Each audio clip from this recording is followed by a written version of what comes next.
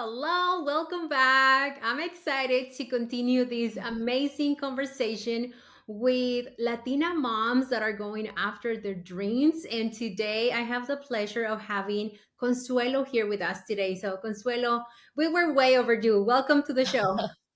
Thank you so much. For sure, Luzy. For sure, we have been in our circles together, but never spoken one on one. And what a great topic to be talking one on one with. Yes, and off camera, I was telling you how I was reading your bio. And I was just literally drooling over all of the things that you have accomplished.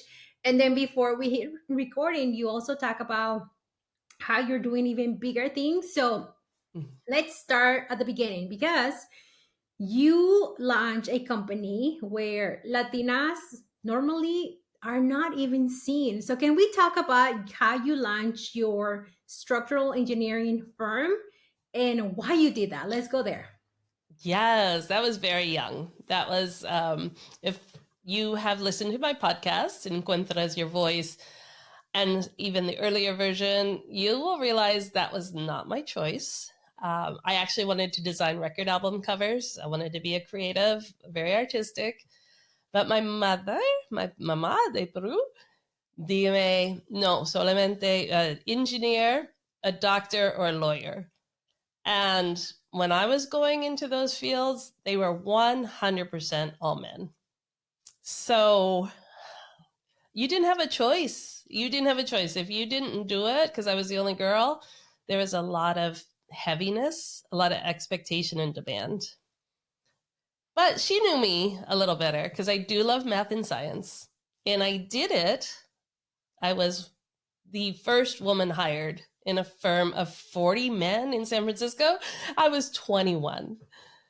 Oh, it was it was tough. And what I realized in myself very early on, I am not a cubicle girl. And I know this speaks to a lot of us. Being confined in a space where you may have nothing to do and you feel like you're wasting life, no, I couldn't. I felt like, no, I'm too young. I want to do all these things. So, in our profession, it's the law that within 2 years of working under a licensed engineer, you can apply for your own license. And once you have your own license, oh, I call it the Willy Wonka golden ticket because you can do your own business, your own work. You have authority in the state that you're in to be in charge. So, me at 24 thought, I want to be in charge. And that's how I started my own company because I wanted to be in charge of my own life. I wanted freedom. And I love that. I'm getting goosebumps. Like the whole time you're talking, I'm like, somebody please bring me a blanket because I'm feeling the passion, the courage, the commitment to saying yes to your dreams. Uh, And so, can we talk about what you just said, which was such mhm. a mic drop moment?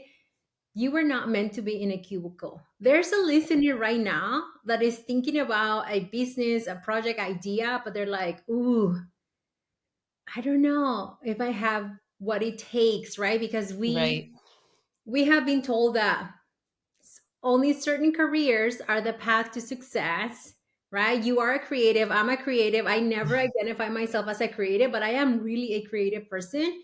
Mhm. So, can you walk us through the steps on how did you went from I have my own business, now you have a second business, you have your own media company where you're helping amplify Latina voices.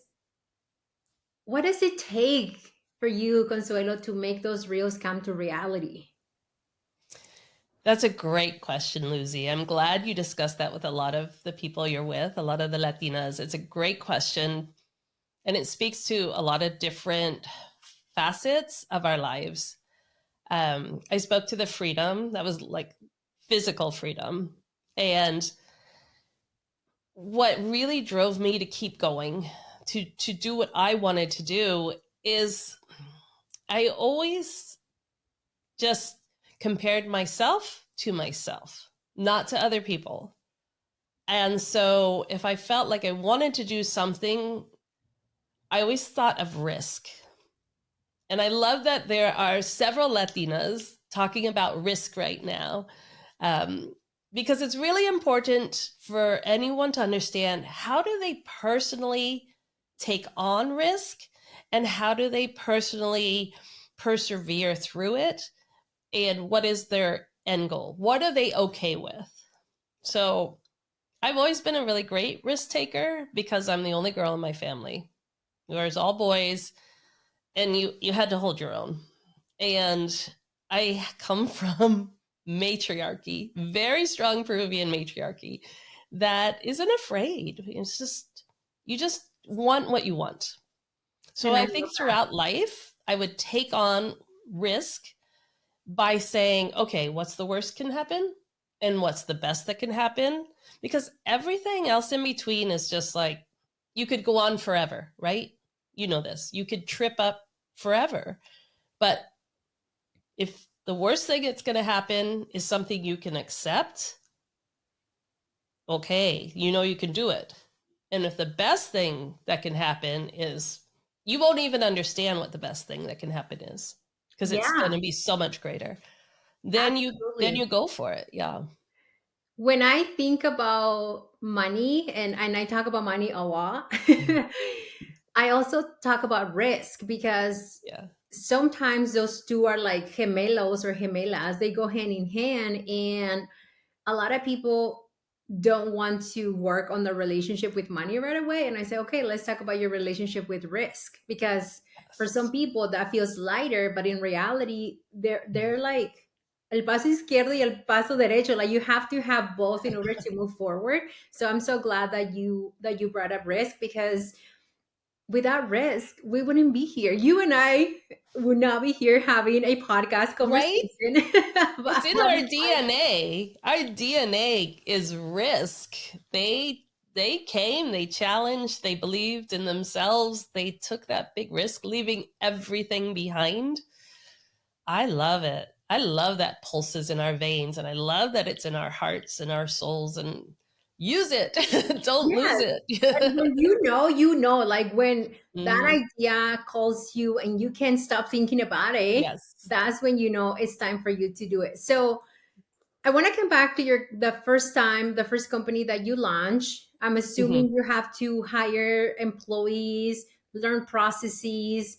Of course, you have to understand the industry for different laws and regulation. How are you balancing all of that in order to have this successful company? Oh, oof.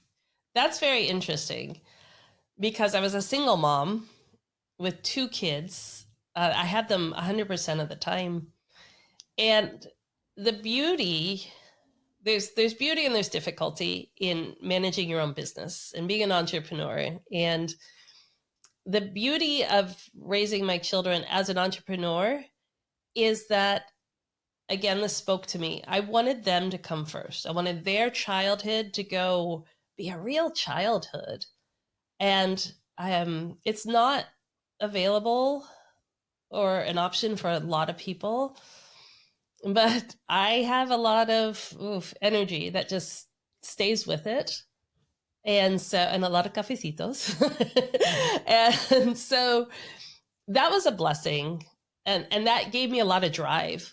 Like, I want to make this work because I want them to have a great open childhood where their wants and dreams start young and I can support it. I can say, yes, let's go at 10 a.m. and let's go do this. The other thing and the difficulty was that I may not work during the day when they're up and they're going to school or they have activities. So I did a lot of work at night. Yeah, And again, that was a blessing in our field where it's manageable. You can do that. You could work on things at night and you can take calls and be at meetings during the day. But again, you're not in that cubicle. So you can arrange for it to happen. I love that. It's that drive beyond yourself. And I think that's very important. When, yes, we have passion, yes, we have wants and dreams, but if it's only for us, then we can get one, burned out, two, a little too narrow minded and anxiety with identifying that difficulty as ours, Yeah. as, oh, I'm a failure. Oh, I can't do this. Oh, this is too hard. When you focus your dream on something bigger, for me, it was my children and their future, I would do anything. And those little stumbles, those little difficulties, I didn't take them as me personally.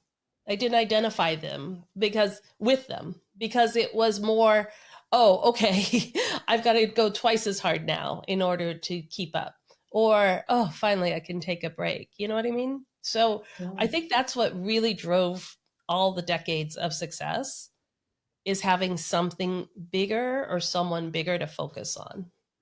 I love how the universe literally sends me all of you at the right time when I have like real life stories to share as a follow up for what you're saying. So, yesterday I was having a conversation with my husband and my daughters, because I run my business from 9 a.m. to 2 p.m. Monday to Thursday. Like Oh, that's when I work, right? There's times yeah. when people hire me to speak out of state, and yeah, maybe it's on a weekend, on a Friday, and then I stay for the weekend. Hmm. My business is really like part time. And yesterday I was talking to my husband about how, because of the business models that we both created, so my husband is also an entrepreneur, Oh, cool. we have the ability to allow our kids to be kids. Like you Mm, will find my yes. daughters every single day being creative for at least 2 hours, like expressing their thoughts, ideas, whether it's written, verbal, or even through dance, is something that they do every single day. And we were watching one of our daughters yesterday, and I just looked at my husband and I said, this is why we went after our dreams, Hmm. so they could have the ability to be kids. And my husband, he just looked at me, he said, you're right. Hmm. You know, you and I were working before we were 14 years old. So true. And just watching my kids be like so calm, like me voy a leer mi libro. And I have one of them is obsessed with reading. Like she reads probably 10 books a day. Wow. So watching that, I just felt like it's entrepreneurship for me personally is Hmm. totally worth it because I have the freedom. Hmm. And you also talk about how you we're able to manage your time, right? Because in Hmm. entrepreneurship, that's another thing that we need to learn. We have to be okay with waking up early or with Hmm. staying up late. And the thing is, we already do it. I know Yeah. I did it in my 9 to 5 when I needed to skip my lunch to build somebody else's dream. I was doing it. If I needed to stay late, I will stay, right? And Hmm. there is a mindset shift that needs to happen because we can also do that for our business, Yeah. for the dreams that we have. And I'm glad that we're keeping it real. You're also talking about some of the opportunities that you had through your Hmm. business, so thank you for that. Now I want to shift into your media company because this is your second company, Yeah. or unless Yes. there's more. If there's more, please tell me. But when do you realize that it's time for something else, right? Because at the beginning there's people that are like, well, I want to build a personal brand, I want to build a business, I want to have podcasts, I want to Mm. have YouTube, I want to be a coach, I want to be blah blah blah blah blah. I mean, I can So go on, true. right? But like, how do Hmm. how do you know when it's time to scale or add another business model through your portfolio of entrepreneurship? That that is so valid, because I think I always say I have 27 personalities. It's just like you say, I want to do this, I want to do that, I want to do this, Oh, and hold on, wait, I forgot to add. And because this is how I also know you, and yes, you're also training and applying to be a TEDx speaker, just like I am. So come on.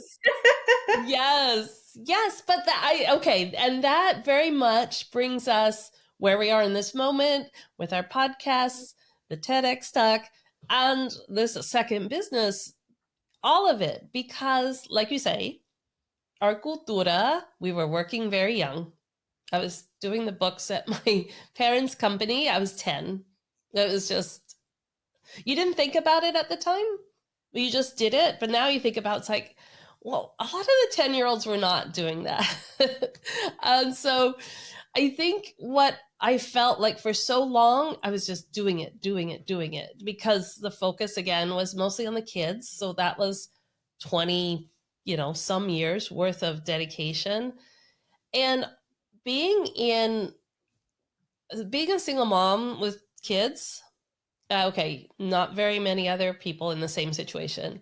Being a woman in engineering, not very many people in that situation. Being a Latina in all of that, girl, there's no Casi one nada. to talk to. There's no one to talk to. And so you just kind of keep going forward. But I think a lot of what I always was missing was that community, was feeling like bouncing ideas off, because you talking to people either in my industry, definitely not in my family, um, or even other of my female friends, it wasn't the same context. It wasn't the same identity. So I can't ask them the questions because their answers really didn't apply to me. I was like, well, yeah, that's great. My mom would never let me do that. Even when I was in my 40s, I was still getting in trouble by my mom. So that's when it started feeling like this pressure coming up underneath of, I have to speak to this, and I cannot be the only person that feels this. That really felt like this overwhelming need to talk it out loud and invite others. Just like, what's your story? And so my daughters were both in college, and I decided to go get my master's in communications, because I like, you take, as an engineer, I had 2 electives in 4 years. 2. Everything else was math and science. And so I really had no skills when it came to that, communicating with other people, how to reach out, marketing, everything, PR, all of that. So I went and got my master's. And in that time, graduating with it, I felt, oh, just give me the mic. I just really wanted to just start and launch Y por supuesto la vida. Instead, I was caring for my parents. And Yeah. again, it's what you spoke to right when we started talking. You can't do everything at once. And you have to have the grace with yourself to say, if it's important to you, like it was for me, I had to take my parents to their passing. That was nothing I wanted to ever regret. So I paused. They passed in their own homes without all the icky, for me, Western medicine thought. And I thought, it's time. And that's what I knew. It was time. Literally uninterrupted. It was all about the podcast. It was all about the media company. It was all about Latinas and hearing your stories. And what a beautiful gift. Oh my God. Like, I seriously, somebody bring me a blanket. What a beautiful gift Let's go to a warm beach. of time, right? Like the time, the freedom of time so you can Hmm. pause and be there Hmm. for your family. I am just like, oh, like this is why we do what we do. And I have a eldest sister who took care of me when my mom was always busy working. My mom is also a single mom. Hmm. And now, because of my business model, I also have the ability to pause and say, hey, I'm going to take you to your doctor's appointment, or I'm going to make Hmm. time for you, or even just making time to connect or even reconnect with their own family. Yeah. Because having a job that is so demanding, sometimes we also forget how important family is. And so I'm glad that you were able to do that. Now you are blooming right now. Like when I say that you're blooming, I mean like you're doing so many things that you were meant to do. You also talk about buying a home in Spain. Can we talk Mm, about that? Like, when did you started doing that, and why yeah. and how? And give us the chisme. Someone also bring me This, the palomitas right now, please. this is a lot of cheese, mate. It also speaks to Okay, two things. You brought up two great points. Okay, I have this ability right now. You heard the history, right? I am going to be 62 this year. And it Oh, wasn't until I was 60 years old, amiga, 60 years old, for the first time in my life, I got to make my own decision without anybody else saying, I need you. You have to do this for me. I have to do that. No children. God bless. They're all independent. My parents, peaceful passing. So finally in my life, it's like, oh my gosh. But I was in Spain in 1981. oh. Franco had just left. Again, mi mama said, any of us, there's four of us. I have three brothers and myself. Any of us who studied a language for 4 years in school, they would take for to the country that spoke the language as a like a gift to us. Like, let's see. Well, I was the only one who did it, and of course, por supuesto, I wanted to go to Spain. My grandfather's from Spain, and my mom always spoke about they're my great aunts, mi tias. They have this black hair that's like plaques, like waves, because they come from the north, and they have these bright green eyes. And I just like, oh, I want to go see where they come from, right? So I was there in 81, and it was just so little, a little village. And I loved it. I loved just like, it felt like home for, I don't know why. It just felt like home. And then I was there again in 99 for a long time. And at that point, I had my children, and I just had this vision. Oh, Luzy, you would, if I knew you then, it would have happened. But I had my two children, and in 99, I thought I could live here. I could walk them to school. I could have a blog. I could be doing business with the US. It would be fine. But I could not, because of their father, take them from the country. And this is where I would have needed you. I did not have the emotional fortitude, the emotional strength to say, okay, you have them for the summer and I'll keep them for this school year. I couldn't. I couldn't be separated from them. So since 1999, I have wanted to be there, to like live there. And now And it's happening. again, it's like you say, it's like life. There's life, and it never felt like forcing it, making it happen was the right thing to do. You know? I think that's a really important lesson. It's like listen to your soul, listen to what's happening around you, your universe, really pay attention, because forcing things, it's not meant to be. You really have to feel what's meant to be. And Yeah, so, yeah, 100%. I came back in full force about the last 7 years.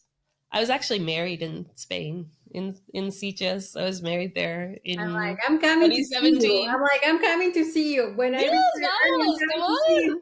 on. Yes, I want to yes. talk of this conversation. Like, I just love it because there's so many mujeres that I'm going to say this in a very bold way that is probably going to make a few upset, but there's a Yeah. lot of women that use age as an excuse. Ay, Yes. pero yo para qué? Like I'm 40, I'm 50, I'm 60. Like, ya para qué, right? And Yeah. I see you, and all I see is a mujer who is full of life and opportunities, and she's limitless. Like, you're just gonna go on and take on the world, which I love that so much Yes. for you. Yes.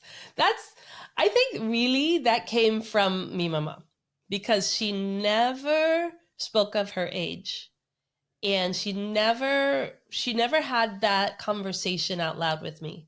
I saw her learn so many things throughout my life.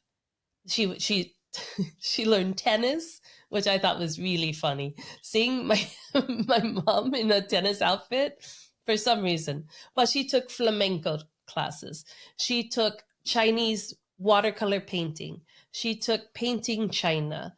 She took so many different classes and experiences, and she started an American corporation That's 10 so years after cool. coming. I'm like, that is so cool. So I it's in mean, your blood yeah, too. it's in the DNA. And she had her and I got it from her too. It's in the blood. I She's love that. total wanderlust. And you brought up such a great point about how you got that perspective of doing things and going after dreams from your mom. Hmm. But there's a lot of Latina moms that are very much the opposite, right? Like, no lo hagas, qué pena, qué va a decir la Well, gente, ya estoy she would do vieja. that when it came to, men, dating, so, sin vergüenza was still in the conversation. Things I wore, like I couldn't wear black. I couldn't wear black. That was, that was only for the widows. You couldn't go out with a man solito.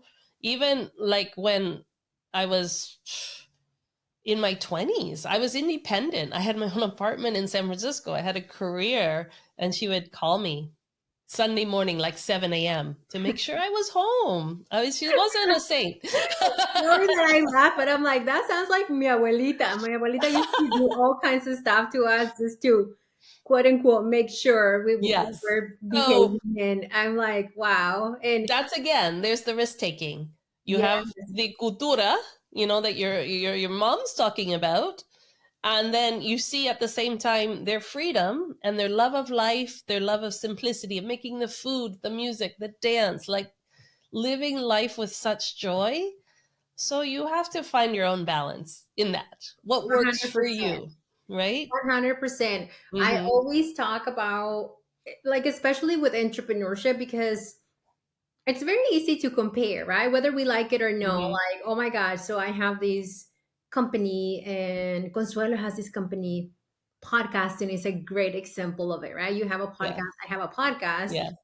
And I'm not gonna lie, at the beginning, I there was a lot of comparison that I was like, well, how come she has 1,000 podcasts and I'm only at 5,000? And I've learned to Yeah. let go of that within probably a year. I was like, this isn't serving me. If anything, is stopping me. And I also let go of the Mm-hmm. idea of the market is too saturated for another podcast. I was like, no, I have to have the mentality of this is going to change lives. And five years in, it has literally changed hundreds of lives now, Oh, yeah. and thousands more through like speaking engagements. And why not? But Yeah.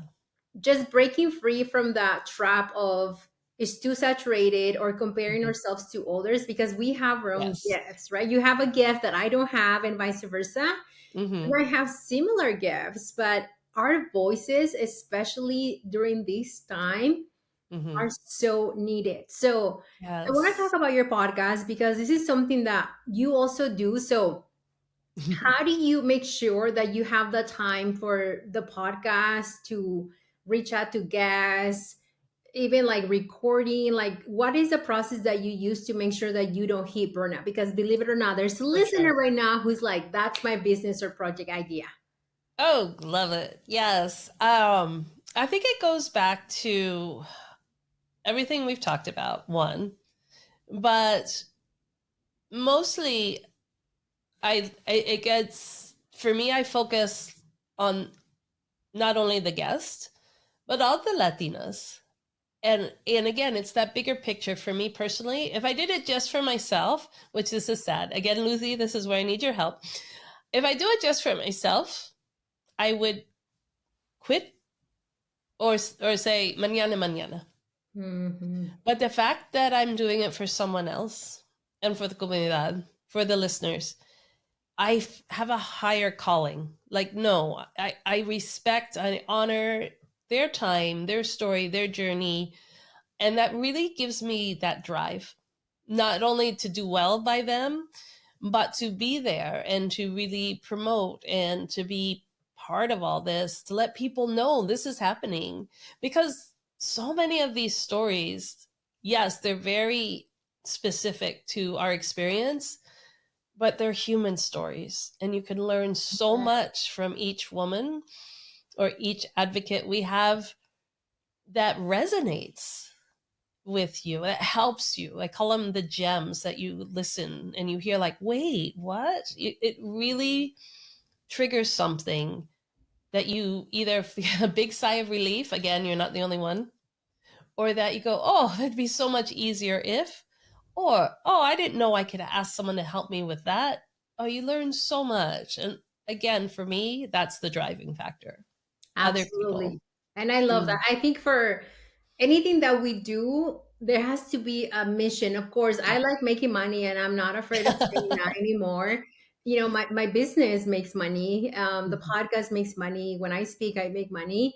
And I have to honor that side of me that yes, I'm using this business model to reach financial freedom, but it's Mhm. also not just about that. Like it's not just about me, Lucy King, becoming financially free and yoo-hoo, I made it and let's close the Exactly. laptop and be gone. It's about inspiring other Latinas. And in fact, we have had several people that have implemented what we teach through the podcast, and they are part of an email list. And they'll say, "Hey, I opened my Roth IRA. Hey, I finally asked my parents to pay me back." Or, "Hey, I finally launched a business idea just by listening to some of the episodes." And for me, it's like, that's the Yes. impact that we want to do and Mhm. create. And that's why we keep showing up, right? Some days we're Mhm. like, oh, no me siento con ganas, but we keep going So true.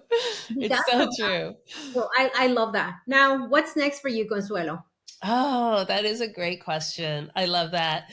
So I see Spain not as a place to, okay, settle down and I don't want to sit there and just rot for 25 Bring or a more part years. But I really see it as a bridge. And so I'm very excited. We do have a second studio there. And I'm really excited to bridge women here with women there. I've already found this amazing community of women, very independent, single women from all over the world that are gathering and sharing ideas and having conversations. And I just would love to have those events happening there in Spain. I I'm just like, feel I'm not like single, but I'll be single just to go.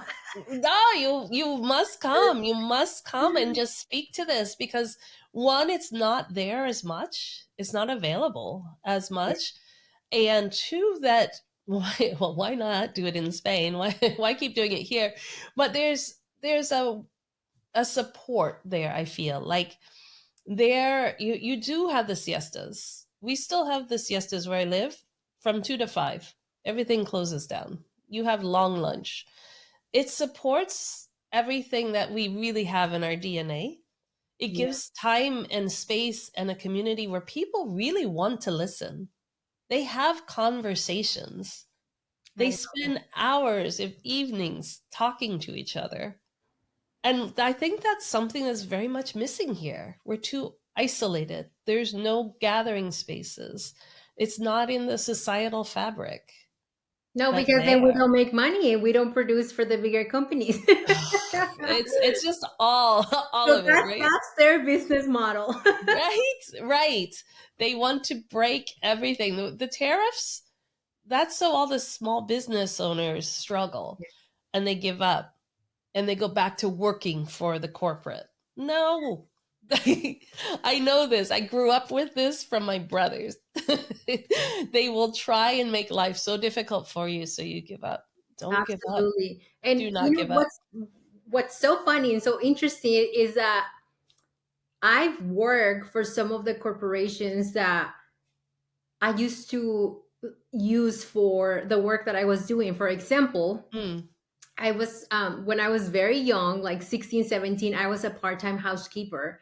And the company that used to make the toiletries and the paper products, okay. they became a corporate client of mine, so I could teach their employees how to create a type of strategy. And Mhm. some of the Mm. corporations that I now hire me, I used in my 9 to 5 when I had it. And the software, the companies, like human resources companies, all of that I was using there. And so to me, it's like, if I want to find more clients, all I have to think is like, what was I using in that phase of my life, so I can actually reach out to them. And for me, it's like it pays me very well. So I do know though. I don't see myself ever going to a 9 to 5 again because I love the freedom of time. I Mm-hmm. love being creative.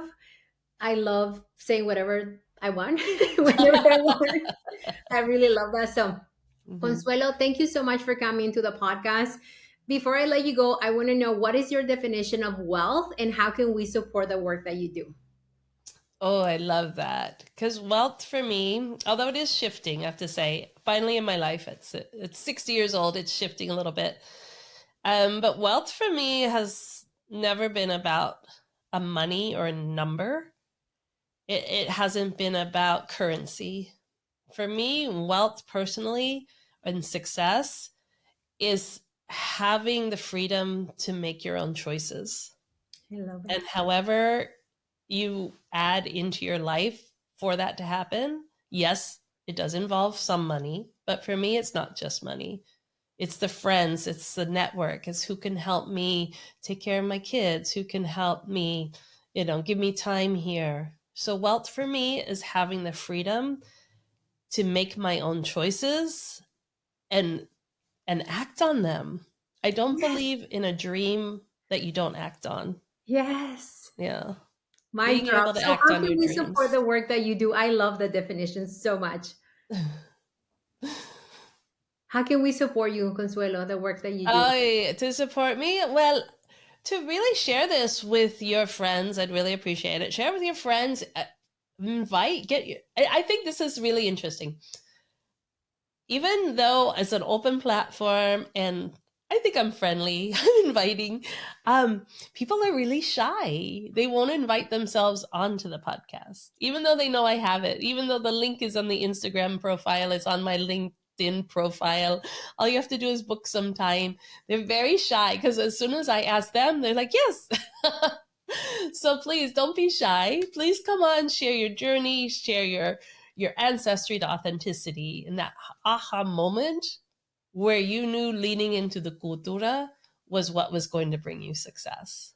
I So love it. So she's yes, asking you, the listener and the viewer, to please go to her Instagram, which we're going to link on the show notes, and self nominate to become a speaker on her podcast. Okay. So, yes, Consuelo, thank you so much for coming. And let's go ahead and build well juntas. yes, con gusto. Gracias.